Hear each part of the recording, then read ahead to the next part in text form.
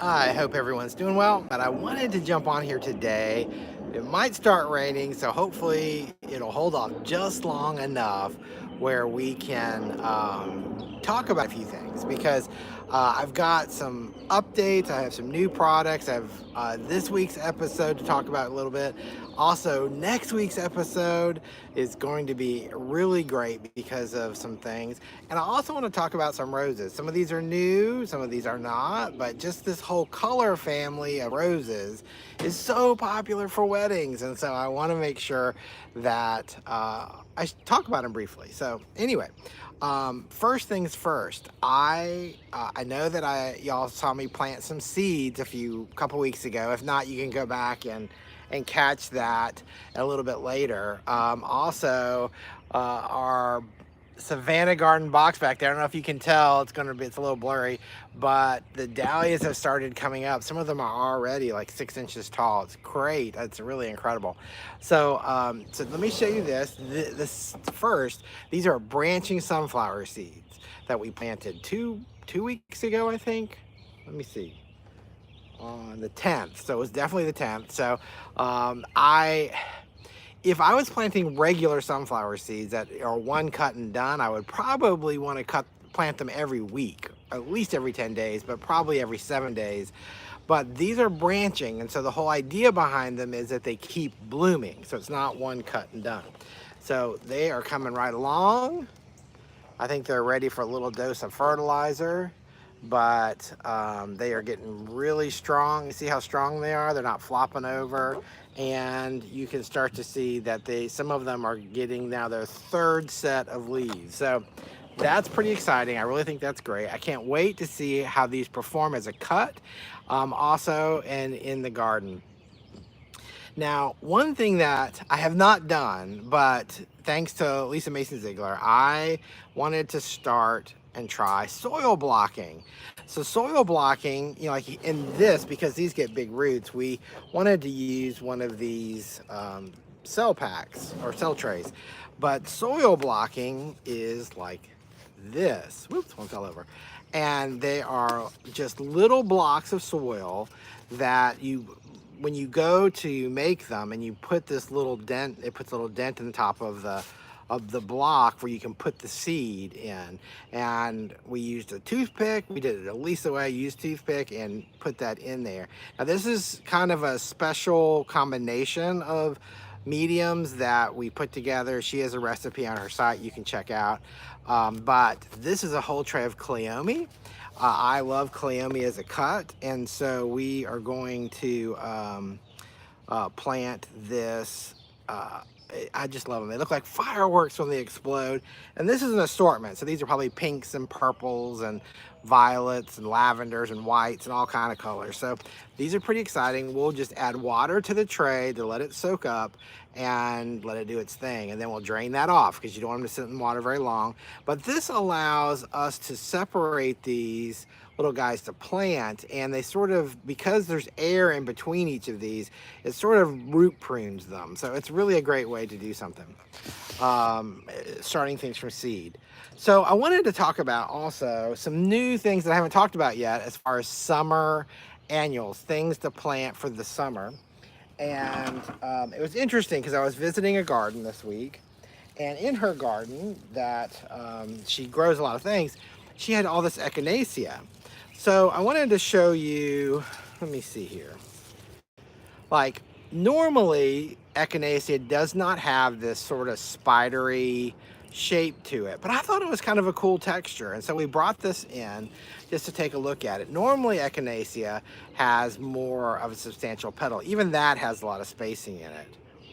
But the one thing I wanted to really show you is a lot of times it's hard to get perfect echinacea because you get this one bug bite or you get some other issue. And so like here, this one's missing some petals.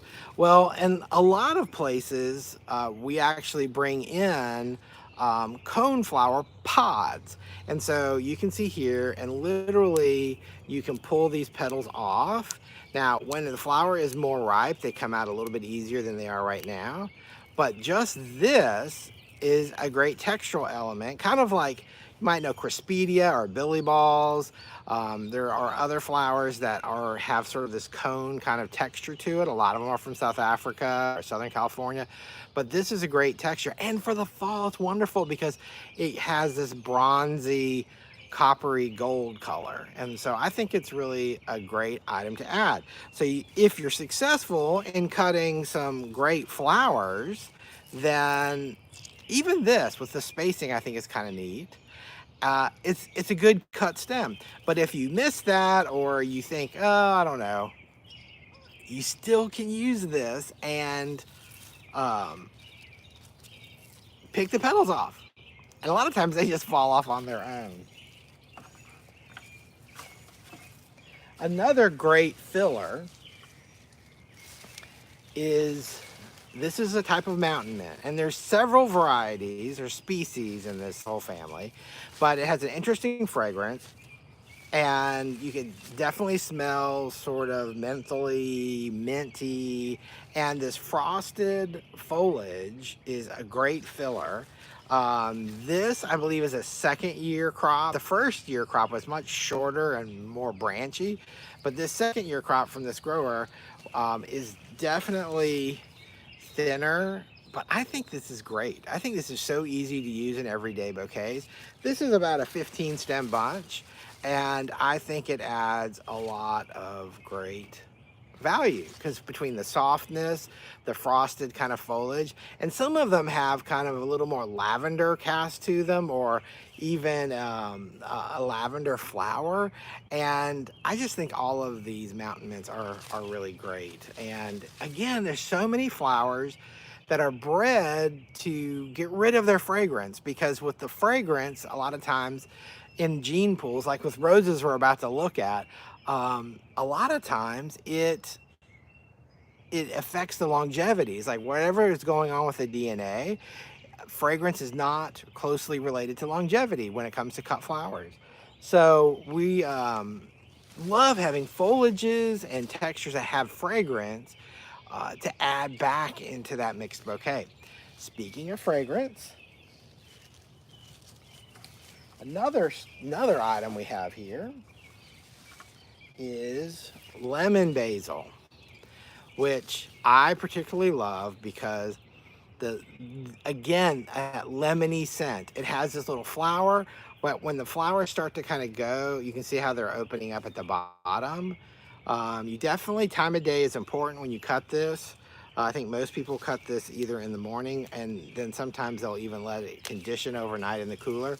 But it's a great element for bouquets, for centerpieces, for whatever, because it adds that fragrance back in, and it's fresh. It's a very fresh, clean fragrance, and it just smells clean. Lemony fresh. But this is a lemon basil, which I think is really great. So I know I want to show some more updates on some seeds. I know I showed a video on Instagram of coral vine, and I was excited to find the seed for it, and you can see they've all come up, just about all of them. Some of them are being a little slow, but you can see that they're starting to get mature leaves on them. So you can see the baby leaves, and now they're starting to get mature leaves, so it won't be long, hopefully. We planted these back on the 11th, and here we are, what is today, the 25th? And they're showing great signs of progress. Another one of the seeds we started that's showing great signs of progress is the hyacinth bean. They are going crazy, so we're going to be planting these hopefully today or tomorrow, and seeing, I love hyacinth bean. The cobia that we planted, which is probably the one thing, our cup and saucer vine, that takes the longest to germinate is definitely, the roses are drawing the bees, are definitely going to take the longest, I knew. But this one, you probably can't see it, but it's barely starting to sprout. So hopefully that won't be too long. Now, one thing I always like to show when we do this is a few items that I think, like the echinacea and basil, things that if you haven't tried, it's great to try, because whether you're putting them in mixed bouquets for markets or selling to florists or wholesalers, it's a great added value item because of the fragrance, and so it's really good. One thing too I want to talk about real quickly is our episode this week is with Dennis Wheeler. This is the episode releasing Monday. So if you haven't subscribed to the Flower Podcast yet, you want to make sure you do that on whatever podcast app you get or you use, because I don't want you to miss this one.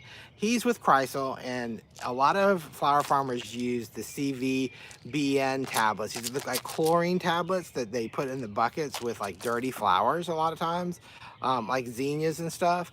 And they also they're starting to make now this packet. And we go into all the different foods and all the different products. This is their new paper.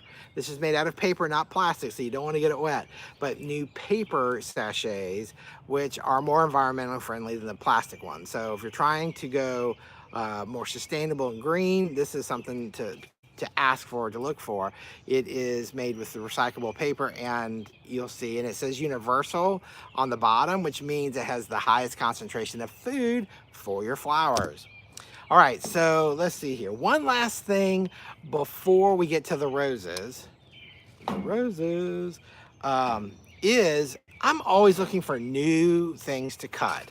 And with all of the varieties of coleus coming onto the market, there's more varieties, more variegations, more colors, more leaf sizes, more shapes. I mean, it's just amazing.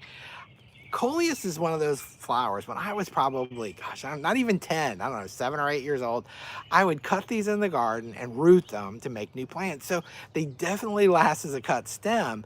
They can be brittle, so you definitely have to be careful with that. But in cut work, this is such a pop of color. Wouldn't that be amazing? And when we go to cut, there's all kind of side shoots here. I may even, when I go to plant these in the garden, I may even just pinch these tops out, so that way all of these side shoots, these lateral buds, will start sprouting and start filling up the area for more cut stems.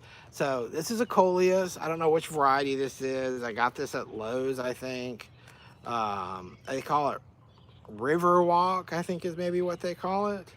Maybe that's the variety name. But I love this gold yellow chartreuse, especially because I want to plant this in an area that gets morning sun. So it's kind of heavily shaded throughout the later times in the day when it's really hot, because I know these like to wilt sometimes. Well, the great thing about this is because it's so bright, this area that's not in heavy shade, but darker because it is shaded in the afternoons, it's going to seem bright and happy and cheery because of this beautiful color.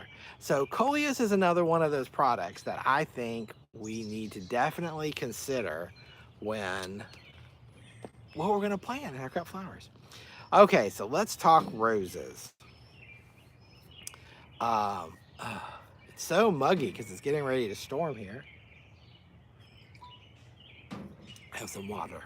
All right, so when it comes to wedding roses, if you're not used to working with certain varieties, you may not know certain things, but a lot of these muddy kind of lavender tones are very, very popular in wedding work. And they kind of go with blushes, they go with whites, they add contrast, especially depending on other colors in the wedding.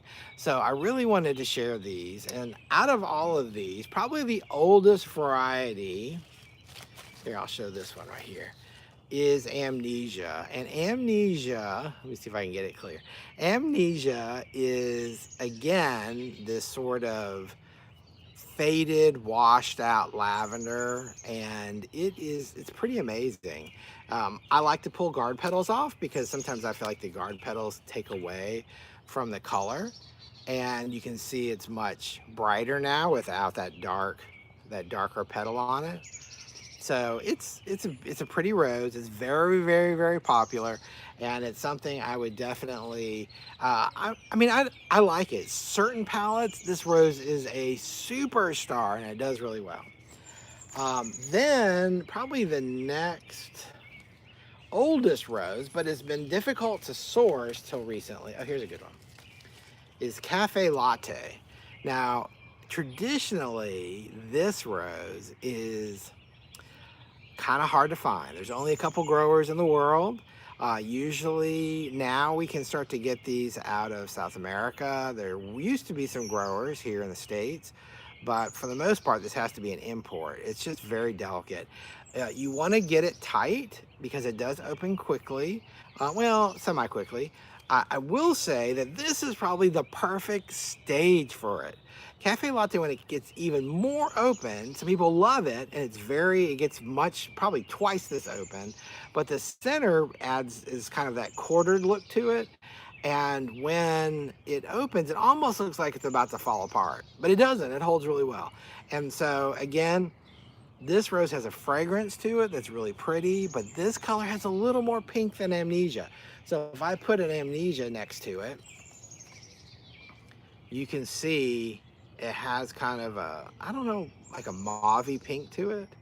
And so it's really, really pretty. So these are roses that have been around a minute. Now, many years ago, I'm gonna say, I don't know, I'm gonna go out on a limb, say 5 years ago, there was a new rose that got introduced to the market, and it started in Holland, and it was the only place you could get it for a long time. And that's Westminster Abbey, And it is another extremely washed out lavender. And it might be hard to see, maybe if I take, so here's the Cafe Latte, we'll put it up next to it. Maybe you see it a little bit more. But Westminster Abbey has a gazillion petals in it, and it does continue to open up and continue to, you can kind of pull these, I'm pulling these petals back a little bit, kind of allow that center to kind of do this. Now, I could stick my finger in there, and sometimes when you do that, you'll hear some popping, and that's where the petals are separating. So I'm really trying not to do that. So there, see, it's even more open now. Isn't that really fabulous? So this is Westminster Abbey. Now, I'll never forget this, when I was at the wholesaler in Atlanta and this rose first came out and we had some people who really, really wanted it, we brought it in and it was like ridiculous. Like, I think we had to sell it for $10 a stem wholesale. So that's really, really expensive. Now, there's at least 2 growers, maybe 3, but I know of 2, that are growing this in South America, and there's a couple benefits to that. One is there's more availability, so the prices come down, and it may depend on the time of year, wedding season, things on exactly what's going on. But the other thing is this rose would show up bruised, would show up beat up all the time. And I just think it's delicate. So you really want to make sure if you're getting this rose, and you have to have this rose, I'd get it from South America and make sure you ask that question, because if you get it from Holland, that might be a bit of an issue. But this is Westminster Abbey, and this is another one of those roses you really want to be careful that you don't get water down in it, because with all of these petals, it never dries out and it causes a big rot fest. So not good. All right, so then let's see here. So this is the newest of the 4 I have to show, and I wish usually these open up kind of quick, but these have not done that. So this is Moab, and there's only one grower that grows Moab, and it's an exclusive rose to them. And I will say that this rose is probably the smallest of all the roses I have here right now, but when it opens, it'll open up huge. In fact, on Instagram, I think about last year this time, I posted a video of one of these, and they're just huge. And you even will see the yellow pollen down in the center. And so this is Moab. The outside, don't let that deceive you. It definitely looks kind of pinky, but the actual color of the rose, I'm gonna pull a petal off, is more like this. It's definitely more, I don't know what to call this color, beige, like a beige with a hint of pink. And it definitely will open up and I'm going to kind of help force this a little bit. And because I'm forcing it, it's not developing naturally. And if it were developing naturally, it would probably, the color would fade more. So even that looks a lot pinker than it will be, but it is a great rose called Moab. And one other thing, I think I said this, but I want to reiterate it, it is a big rose. So You need to plan for that, which sometimes you pay more for a rose that's an exclusive to a certain grower, but it takes up more space, so maybe it's worth it. Maybe that's worth it. So that's Moab. So if you want to see all 4 of these together, let me see if I can make this happen. So what do y'all think? I don't know what your favorite is, but if you have any questions, you can put it in the comment box. So we've got, let's just recap. This is Moab. This is Cafe Latte. This is Westminster Abbey. And this is Amnesia, probably the most lavender out of all of them, but still that muddy, muted color. So I think this would make a great, some great wedding bouquets with great colors. Let me put them back in the water.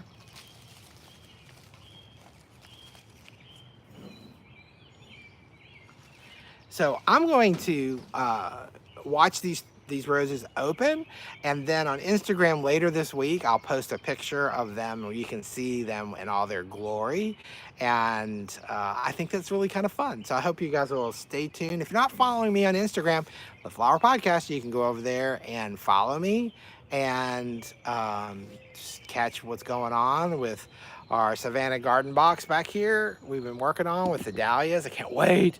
Those dahlias will be here before we know it, hopefully. I'm guessing probably mid-August. We might see some flowers with the heat. I'm sweating like crazy because it's so hot today. I think it's supposed to get 90s and the storm clouds are coming. So we're probably going to wrap this live up shortly, but be sure to message me. You can send me an email at Scott@theflower podcast. Let me know what you'd love me to talk about here on YouTube Live. If you have any questions and things, comments that you want that I can help you with, please reach out to me there too.